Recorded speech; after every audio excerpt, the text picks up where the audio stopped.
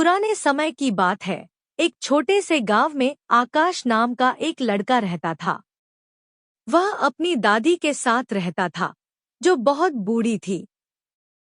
आकाश की दादी उसे रोज कहानियां सुनाया करती थी, लेकिन एक दिन वह बीमार पड़ गई।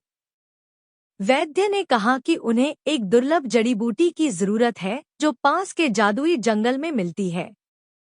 गांव के लोग उस जंगल से डरते थे, क्योंकि वहां बहुत खतरनाक जानवर थे और रास्ता भी बहुत पेचीदा था। लेकिन आकाश ने हार नहीं मानी।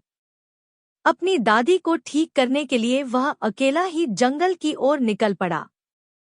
जंगल में घना अंधेरा था और अजीब-अजीब आवाजें आ रही थी। चलते चलते आकाश को एक बूढ़ा उल्लू मिला, जिसने उसे रास्ते में आने वाली चुनौतियों के बारे में बताया। पहली चुनौती थी बहती हुई नदी, जिसे पार करना था। आकाश ने अपनी बहादुरी से एक पेड़ का तना नदी के ऊपर रखा और उसे पार कर गया। दूसरी चुनौती थी एक गुफा, जिसमें एक विशाल अजगर रहता था। आकाश ने अजगर को शांत करने के लिए बांसुरी बजाई और उसे सुला दिया। इस तरह वह गुफा पार करके आगे बढ़ गया। आखिरकार वह उस जगह पर पहुंच गया जहां जादुई जड़ी बूटी उगती थी।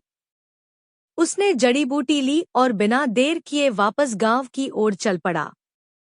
रास्ते में उसे वही बूढ़ा उल्लू फिर मिला, जिसने आकाश की बहादुरी और लगन की तारीफ की।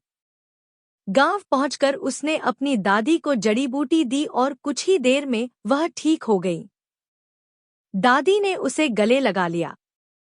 गांव के सभी लोग आकाश की बहादुरी से बहुत प्रभावित हुए और उसे साहसी आकाश कहकर पुकारने लगे। नैतिक शिक्षा, सच्ची लगन